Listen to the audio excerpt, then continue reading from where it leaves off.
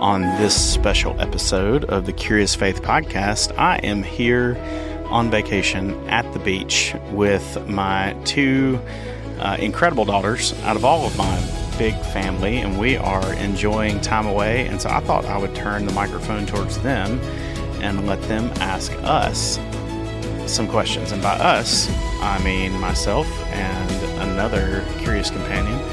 But let's see, y'all know I have a lot of daughters, so let's see. Daughters, who are you today? Lily. Maddie. Wow, that was something else. We currently have sea crabs that we have caught on the beach in a bucket, and I think Maddie thinks that they are about to get her. So anyway, this is going to be a fun episode. So we also have another curious companion for today. Chat, do you want to introduce yourself? Hi, Maddie and Lily. I'm ChatGPT. I'm here to listen, ask gentle follow-ups, and help keep the conversation flowing. Whenever you're ready, I'm all ears for your first question. Well, if we can get them to stop laughing, then we can maybe ask a question. So what question do you have for us today, Lily? Okay. Why do you think it's so important to grow in our character before we enter a relationship, and why do you want us to wait until we're 17? So we just threw that age out there. First of all, 17 is just, it's case by case. But no, I like that question because it shows kind of a pattern of how we have conducted ourselves now through a couple of different older Johnson girls. And it's really something that developed over time of maybe in youth ministry and kind of seeing the on again, off again, get interested in somebody, date, break up, cycle that just repeats over and over again. And the brokenness that came from watching young girls, kind of deal with that. But your specific question highlighted kind of one of the things that we really look for as we talk about relationships in the Johnson family. And because you mentioned something specifically about character, right? Yes. So you said something about wait for our character to develop. Is that the way you put it? I said, why do you think it's so important to grow in our character? Yeah. So character development is really what the house is all about. Like the home is the first school, and it's not a school of reading, writing, and arithmetic. It's first a school of character.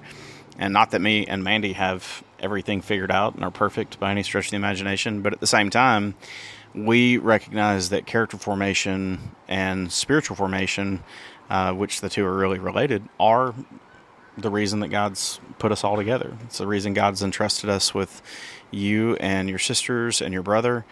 And so, the most important part of your character formation is that spiritual character development. So you being a follower of Jesus and of knowing him and learning about how he's created you and called you into a relationship with himself, called you to live, move, and be in this world. First of all, as a disciple. So that's the most important relationship. And then as we are disciples of Jesus, you're shaped into a certain kind of person. And specifically, you're shaped to look more and more like Jesus. So then when it comes to relationships, because even as a dad who's very protective of my girls and my son, I recognize that in a healthy family, we raise our kids up to leave. And that could be leaving for college, it could be leaving for a vocation, it could be leaving for marriage. And so we want to prepare you for that leaving. And so preparing you in your character means eventually that you're going to look for somebody who is probably similar to you and is somebody that shares interests with you. And therefore, if you're primary goal is to pursue Jesus, then that person that is also pursuing Jesus is going to know how to love you and live with you as a spouse one day. And so we want to prepare you for that. We want to model that for you as a godly family, but we also want to prepare you for that by cultivating your character and all the highs and lows and mountains and valleys of life. And so you mentioned specifically 17, yes. Right? Which you're how old? 16. Okay, so I can understand why this is a pressing question for you. And so somebody might ask, is there some random, is 17 just a random number or whatever? And so I think there's a few contributing factors to 17, right? And y'all have heard my illustration before, but I'll share it again since it's this podcast.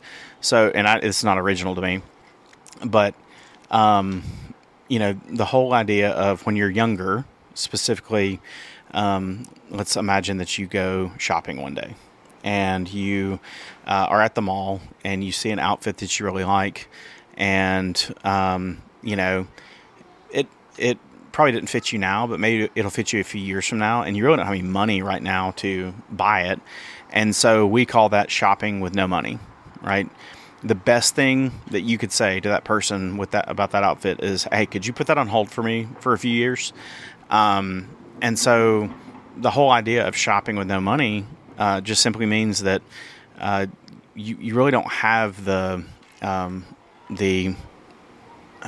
right currency in that metaphor, and in life, it just means that there are some other things that you should be pursuing before you are so concerned about a boyfriend relationship. Because the best thing that you can do as a 16-year-old, or we know people who let their kids date younger than that. So let's say you have a relationship that's 13. Between two 13-year-olds or a 14-year-old. And so the best thing that you could do, that relationship could do, is say, hey, we're going to put this relationship, we're going to hold on to this relationship for a few years, and maybe one day it'll lead to marriage, maybe not. And so it's essentially like that shopping with no money. The best thing you can do is say, let's put this on hold for a few years. But we don't see that happening. We rarely see, the teenage sweethearts turn into a healthy married couple. Sadly. It's just not, it doesn't happen a lot. And so we actually say to cultivate what? Friendship. Yeah, that's exactly right. We want you to cultivate friendship. And because we say that being friends with your spouse is a lifelong thing. Before you have kids, after you get married, you are friends. You communicate, you laugh together, you make memories together, and then you have kids, and what we see so often is couples who raise their kids and they forget how to be friends, and then the kids leave and they don't remember what they love about each other. They don't remember, why they got married. And so when you really put the emphasis on cultivating that friendship, then all of a sudden the priorities change.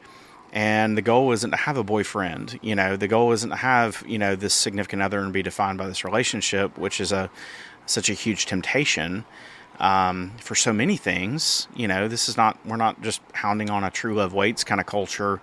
But we're saying that there's other priorities like communication and learning how to, give and receive compliments and just, once again, growing, which usually happens between, after that 13 years old, and then you enter this season where you change so much by the time you're like 20, 21 years old, and you literally embrace and become who you're going to be, right?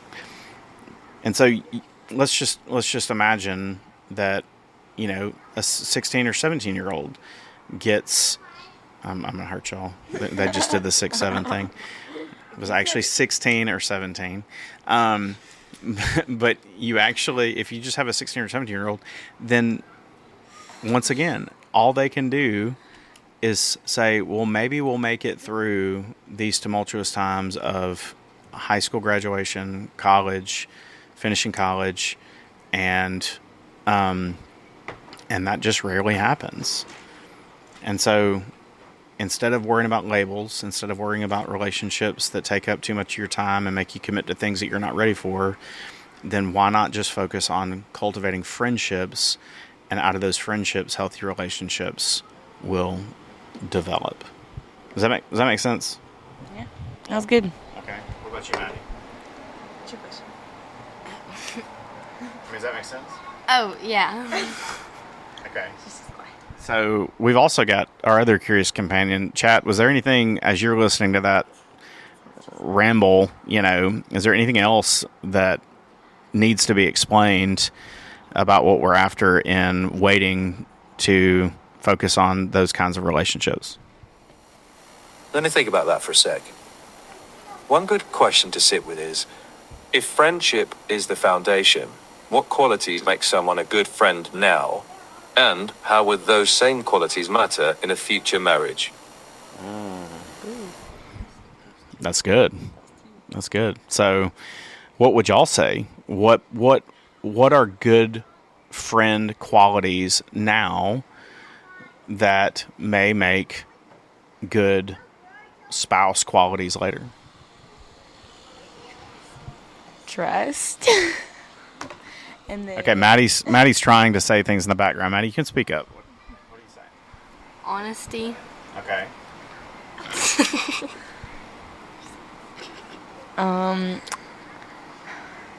This is really sad that I can't think of it. Someone that will make you laugh. Hey, that's good. Someone make you laugh.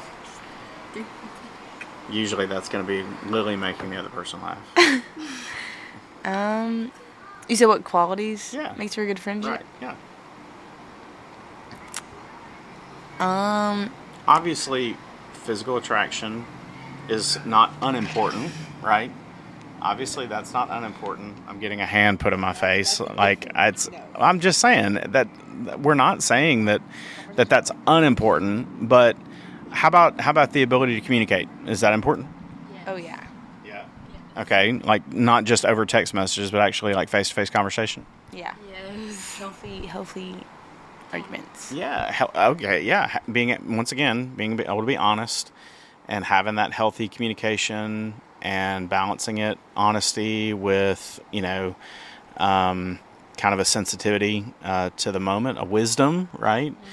And so all of those qualities are good qualities for friends that, once again, when you're 17, 18, 19, 20, 21, Whoa.